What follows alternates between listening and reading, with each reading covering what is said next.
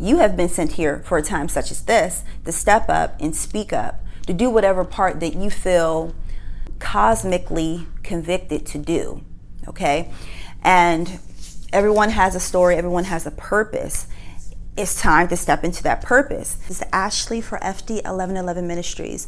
This is the prophetic reading for this supercharged eclipse happening in the sign of Sagittarius, 12 degrees of Sagittarius to be exact, on December 4th. I do have a video that I just posted very recently going over the details of this energy for Sagittarius season and for the month of December. So I do encourage you to check that out. In addition to that, I do have a blog post with the journal prompts for this supercharged energy. You can find that either in the show notes if you're listening to the podcast, or either listed down below in the description box. So this eclipse happens at 12 degrees of Sagittarius, and the Sabian symbol for this degree is a flag turned into an eagle that crows. So first, a flag is a representation of a group or an idea. An eagle represents freedom, it represents independence, it represents power and strength. And crows are the cleaners of the land and the mind. They represent good fortune and words of wisdom. So I want to expand on this energy. So first, every country, every nation has a flag that represents who they feel they are. What is their prominent statement? How do they want to represent themselves to other countries? In America, we do have a flag, and our national bird is the eagle. One other country or nation that was represented by the eagle was Babylon.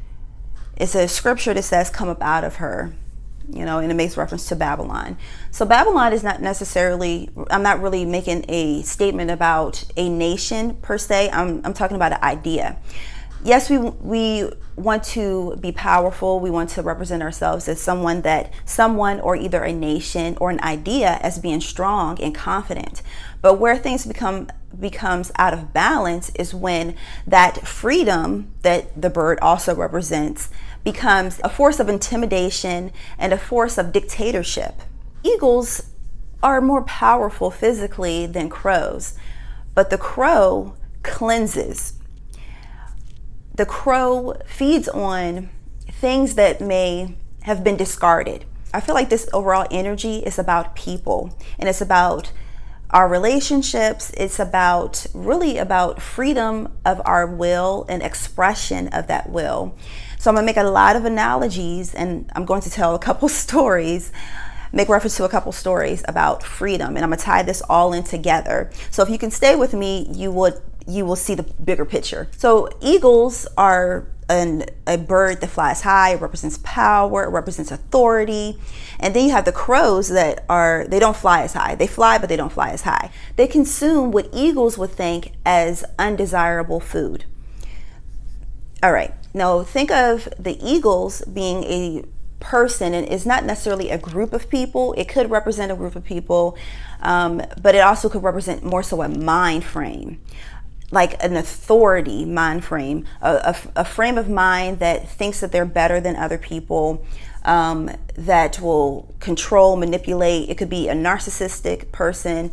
It could be a person in your personal life that you feel like you have to break free of their claws. It could represent even social constructs within our country as well as other countries. And it's really just like a heavy dominant masculine energy. I'm not talking about men, but masculine energy that wants to dominate. That's what the eagle represents in this analogy.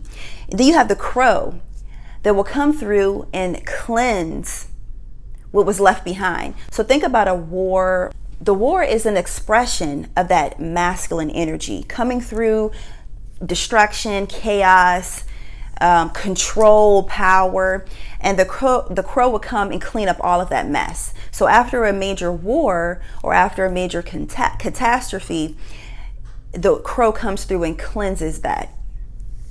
It's the undesirable.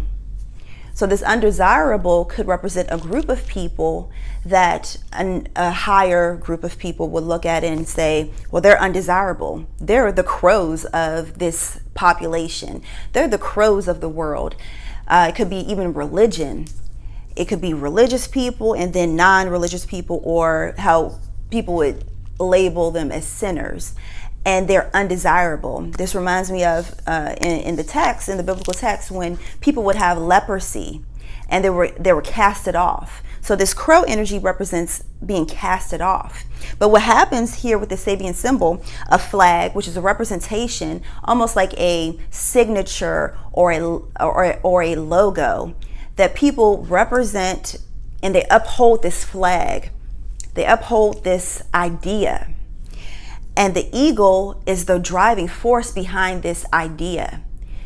The eagle will transform into the crow, something that will cleanse the world, cleanse relationships, cleanse negative behavior or negative expressions of a lower consciousness.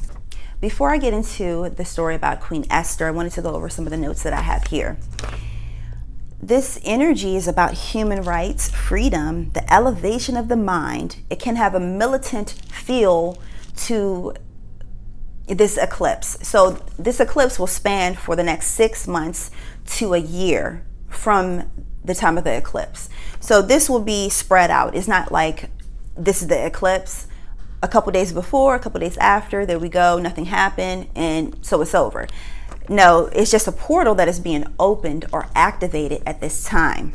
Our world views, which represented by the North Node, is releasing our old beliefs through the South Node. So Sagittarius, well, first Gemini is gathering information. It's looking at both sides of the story, or of the coin, of the eagle and of the crow, if you will. And it's filtering it through Sagittarius, and it's going to get rid of all of the belief systems that we no longer hold valuable to ourselves and even valuable for the country. The collective wisdom being activated. I feel like travel, especially international travel, will change, but even short distance travel eventually will transform, especially with these passes that they have. A lot, like maybe about 2.5 years ago, I did this message about like scanning, and it was really clear about scanning. It was initially scanning of like the blood and of like people's DNA, and I feel like this is something that piggybacks off of that message, where over this transit, it's like not just this eclipse, but this transit over the next couple of years, where things are really going to tighten up.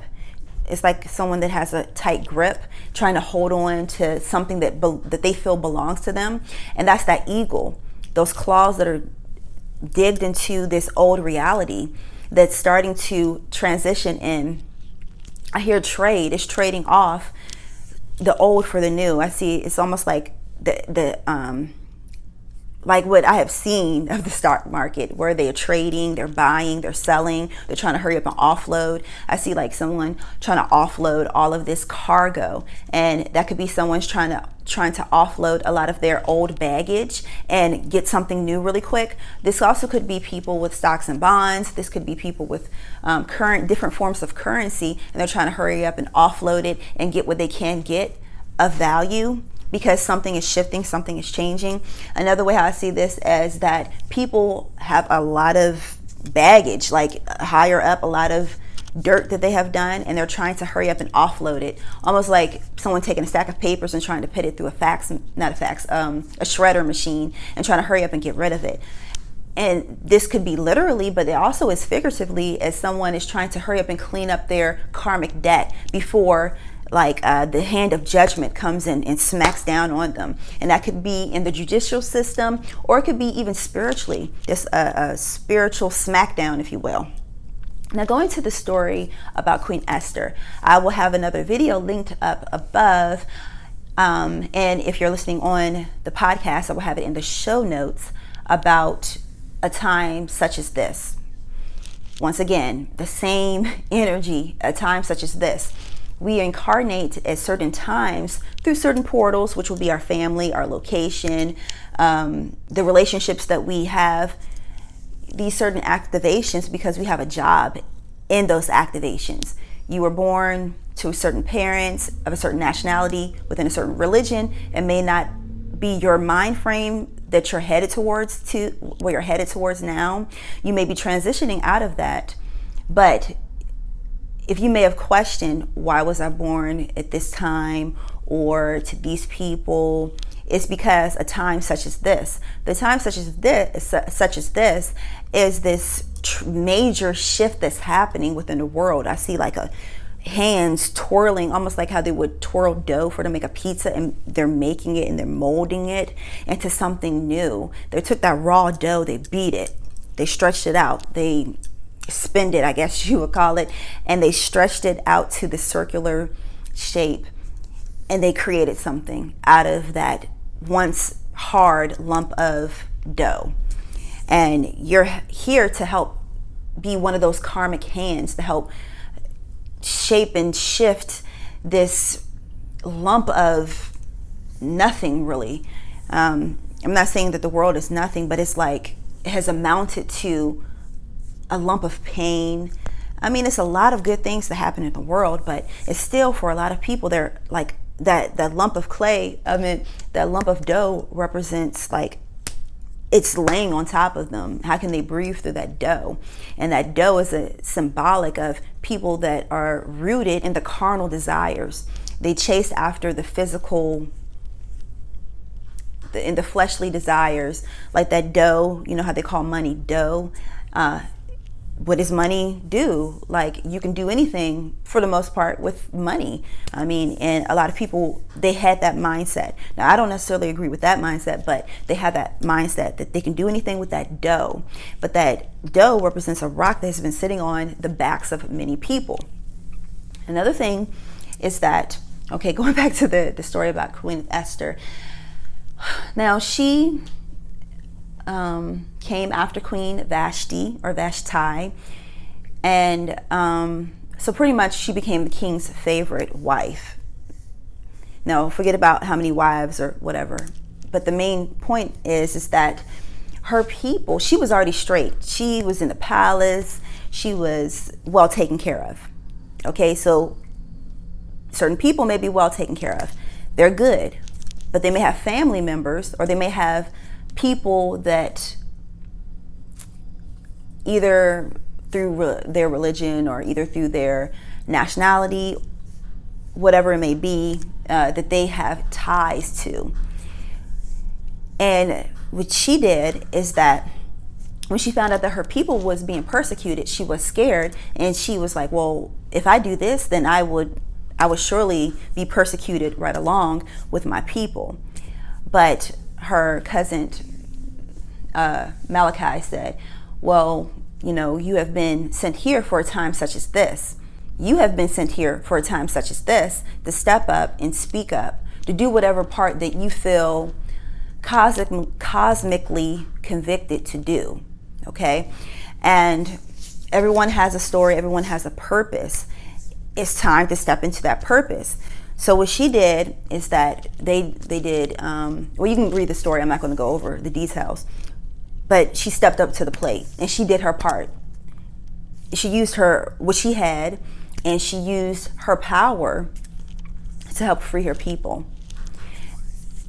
And the people that were trying to get her people persecuted, that he ended up with the fate that he tried to plan for them. So this, once again, is that karma coming back around. And, you know, like when this whole shift really, really takes, I mean, we have seen some of it, but that's not it, though. It really isn't.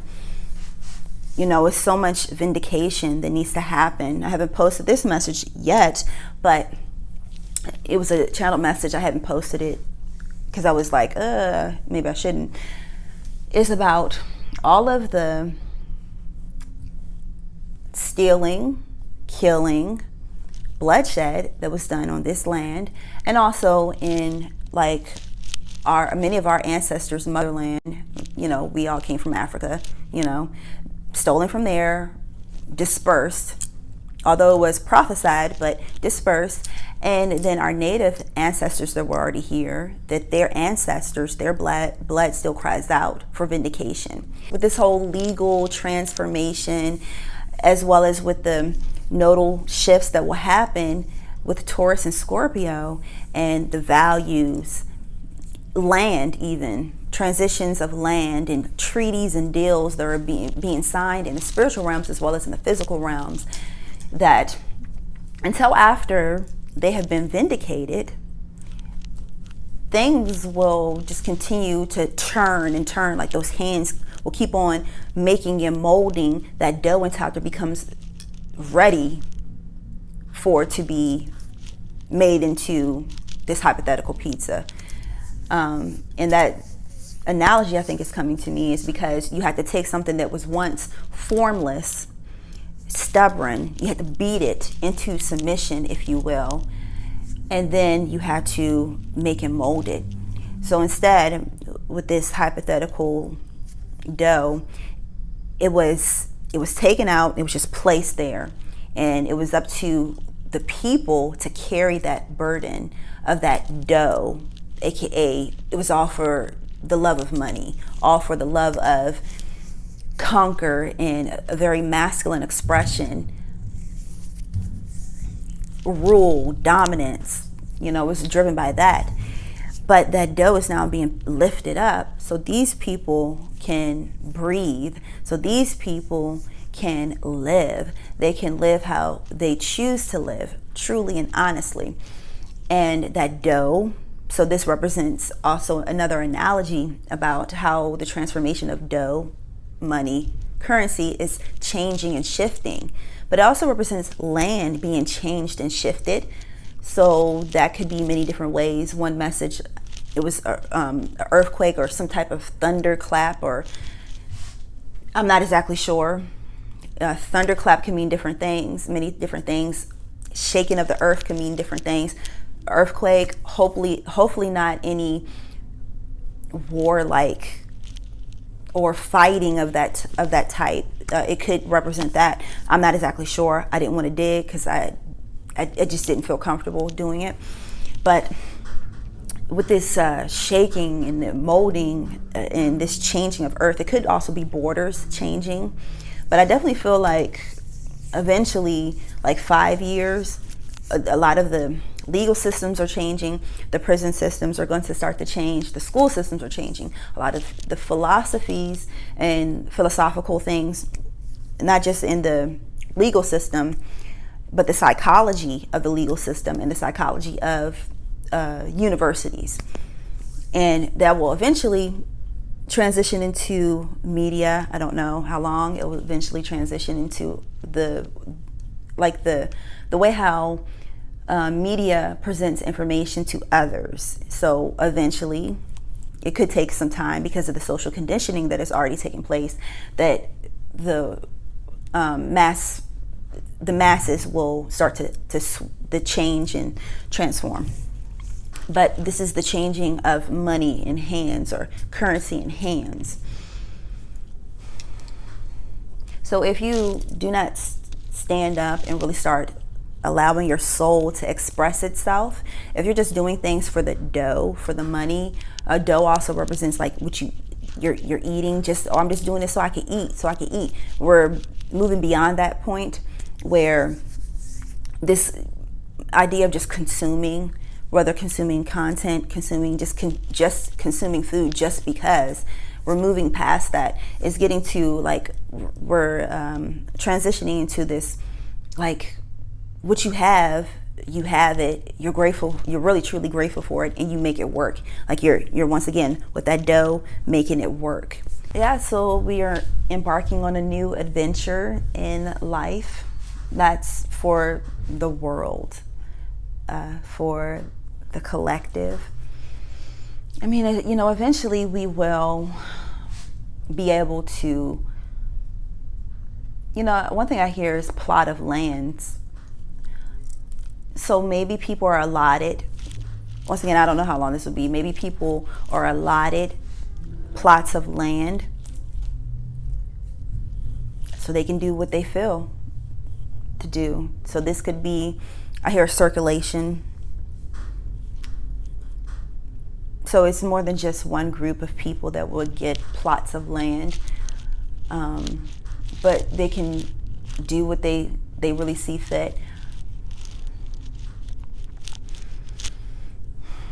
And, you know, it will start to be people, small groups of families that will be able to inhabit on these plots of land. I hear slowly but surely we are winning it back. You know, the people that were already here, maybe that's them getting their plots of land back. But I also feel like it has, some people may not like this, but I actually do feel like it has a lot to do with retributions for not just the native people, but also the people that were brought over here. I don't know how they would do it. I don't know if, I don't know. I don't know how it's going to be done.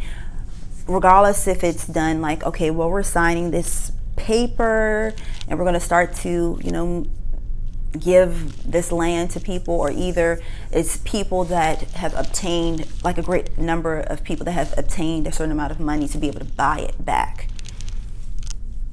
I'm not sure, but there are plots of land that, once again, I don't know how long they will have their land. I also hear they will have their say. So it could be something that plays out into court, like they go out into court, national here, and it could play out like that, where they are awarded what is theirs. Maybe they have to prove that they are the rightful owners, because like initially the people that inhabited that land at first, that they're blood relatives, and maybe they'll get it back like that. I don't really know. But yeah, so another thing about this card, if you can see, distribution, distributing equally, instead of having things just being so out of balance, that it will be more equality. There's not equality. You know, these people, like we all have aspects of of magic. Some people use it to bring balance and harmony to the world, and other people use it to get ahead at others' expense. And they're still trying to do that. And it's not really a color, it's more so like a spirit, like a mass spiritual reign that's about to end, really. So yeah, it may take some time, but slowly but surely that it will happen. You know, the promised land. But the thing is that with that promised land, they had to go through a purification process. And that's what I feel like, you know, 2020 people. So it's still mass slavery. You may have different tiers, different caste systems of slavery, but it still exists all over the world. From blatant to like, oh, I'm free, like the illusion of like, oh, I'm free. Like, I'm completely free, but you still identify as Susie or as Bob, as X, Y, and Z. There were all these labels that were placed on you by others, and you feel like you have to uphold that identity, like, you know, for you to feel like you are yourself. That's still a form of slavery. No one has to come and hit you or throw you into jail or deny you something. They just make you think that you are free. It's all psychology. But anyways, thank you guys for listening to this prophetic reading / I don't know what to call it. And if you haven't subscribed, make sure you do subscribe, hit the notification bell, so you can catch the next video or podcast. If you can just follow the podcast. Yeah, so a lot is changing for sure. A little update. You know what? I didn't even pull any other cards. Hold on, I'm gonna pull one card. All right, so we have here faith and darkness with growth. So what happens? Okay, good analogy. You have a seed. When you plant the seed in the soil, it takes faith. It goes into the darkness so that way it can grow. Drop that seed in the ground. Don't dig it up. Put love, faith, and trust into it, and it will grow. Okay, so that's one message. Then I'm gonna pull another card, or another couple of them. We have 0, divine balance. Well, 0, 0, 0, divine balance. 6, guard your temple. 12, 21, face the shadow. We had darkness and shadow. That means like face whatever it is that you're running from. And crowned with wisdom. Have the wisdom of King Solomon. And guard your temple. Here with, you have to take care of your health. You got to make sure that you definitely take care of your health. That's another thing about this whole energy. You have to allow yourself to be free as possible. Your health is your wealth. If your health is taken care of, you're more capable. You have a clearer mind. You're able-bodied. You're not reliant on others to take care of you. So I hope this video was helpful. A couple notes, a couple updates. I haven't been posting the weekly word and the weekly wisdom because I have been focusing on the Angel Lunar Planner edition, 2nd edition, and I've been really focused on it, like hundreds of woman hours put into that. So I'm still working on there. I'm about a third of the way done, and I will definitely keep you guys posted. I do have burning over here. I have my new incense. I have lavender. It burns for 45 to 60 minutes. I have lavender in here. Right now I'm burning frankincense and myrrh. And I also have Bible references to where you can find those ingredients listed. But yeah, you can find those on the shop, the Etsy shop. It will be listed down below. But it really helps to purify your space and really help you to tap into the Holy Spirit, tap into your angels, your guides, and helps to remove a lot of the negative energy out of the way. A lot of times, sometimes when I feel like I'm really going deep into messages like, you know, things that people may be sensitive about, like religion and race and all that stuff, that I feel like I want to hold back. But this time I didn't hold back at all. And I think it was part of the reason because I was burning this incense. Otherwise I would be like, well, let me sort of stay away from that, or let me make it short as possible. Here it's just like talking. And I may keep some of this in, I may not.